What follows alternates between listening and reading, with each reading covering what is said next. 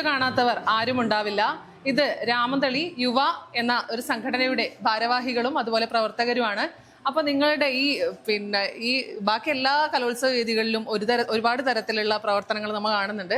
പക്ഷേ ഈ sign board clean ചെയ്ത് ഈ രാമന്തളിയേക്കുള്ള വഴി കാണിച്ചു കൊടുക്കുക എന്നുള്ള ഒരു ഐഡിയ, അങ്ങനെ ഒരു ആശയത്തിലേക്ക് എങ്ങനെയാണ് എത്തിയത്?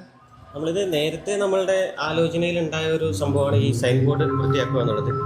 വളരെ കാലത്തിന് ശേഷം 28 വർഷങ്ങൾക്ക് ശേഷമാണ് രാമന്തളി സ്കൂളിൽ ഒരു കലോത്സവം സംഘടിപ്പിക്കുന്നത്. അപ്പോൾ രാമന്തളിയിലേക്ക് കടന്നു വരുന്ന മത്സരാർത്ഥികൾ ഏകദേശം 96 സ്കൂളുകളിൽ നിന്നായി 12,000-ഓളം മത്സരാർത്ഥികൾ പങ്കെടുക്കുന്നുണ്ട്. അപ്പോൾ അവർക്ക് രാമന്തളിയിലേക്ക് കടന്നു വരുമ്പോൾ, നമ്മളുടെ നാട്ടിലേക്ക് കടന്നു വരുമ്പോൾ യാതൊരു ബുദ്ധിമുട്ടും അനുഭവിക്കാതെ അവർ ഇവിടത്തേക്ക് എത്തിപ്പെടണം.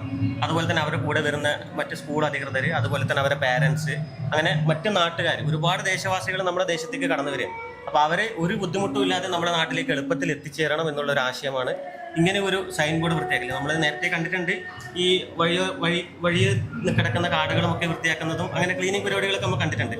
പക്ഷെ ഇങ്ങനൊരു ആശയം നമ്മൾ ആരും ഇതുവരെ ചെയ്തതായിട്ട് കണ്ടിട്ടില്ല. അപ്പം ഇങ്ങനൊരു ആശയത്തിലൂടെ നമുക്ക് ആൾക്കാർ വരുമ്പം തന്നെ, രാമന്തളിയിലേക്ക് കടന്നു വരുമ്പോൾ തന്നെ ഇന്ന സ്ഥലത്താണ് നമ്മൾ എത്തിച്ചേർന്നത്, ഇന്ന സ്ഥലത്തേക്കുള്ള വഴി എന്ന് പെട്ടെന്ന് മനസ്സിലാക്കുന്നതിന് വേണ്ടിയിട്ടാണ് നമ്മൾ ഇങ്ങനെ ഒരു ആശയത്തിലേക്ക് എത്തിച്ചേർന്നത്. നമ്മളുടെ പ്രവർത്തനങ്ങൾ എന്ന് വെച്ചാൽ നമ്മൾ എല്ലാ രീതിയിലുള്ള പൊതുപ്രവർത്തനങ്ങളിലും സാമൂഹിക രംഗങ്ങളിലും നമ്മൾ സജീവമായിട്ട് ഏർപ്പെടുന്നുണ്ട്. 2018 പ്രളയം വന്ന സമയത്തും നമ്മൾ ചാലക്കുടി എന്ന് പറയുന്ന പ്രദേശത്ത് പോയിട്ട് അവിടെയുള്ള വീടുകൾ ക്ലീനാക്കി കൊടുക്കുകയും, അതുപോലെ തന്നെ നമ്മൾ അതിന് ശേഷം ഒരുപാട് കിറ്റുകൾ, സാധനങ്ങൾ തൊട്ട് ഇതിന് കഴിഞ്ഞ വർഷം വയനാട്ടിൽ നടന്ന ആ ഒരു പ്രളയത്തിൽ തന്നെ നമ്മുടെ സാധനങ്ങൾ അവിടെ എത്തിക്കുകയും, നമ്മളുടെ എല്ലാ മേഖലകളിലും ആൾക്കാർ ഏത് സമയത്ത് ഏത് വിധേന നമ്മളോട് സഹായം അഭ്യർത്ഥിച്ചിട്ടുണ്ടെങ്കിലും അത് യാതൊരു ബുദ്ധിമുട്ടുമില്ലാതെ നമ്മളുടെ ഉത്തരവാദിത്തമായി നമ്മൾ ഏറ്റെടുത്തുകൊണ്ട് നമ്മൾ അവർക്ക് പൂർണ്ണ സന്തോഷത്തോടു കൂടി, സമ്മതത്തോടു കൂടി ചെയ്തു കൊടുക്കുന്നുണ്ട് എന്നുള്ളതാണ് ഏറ്റവും വലിയ പ്രത്യേകത.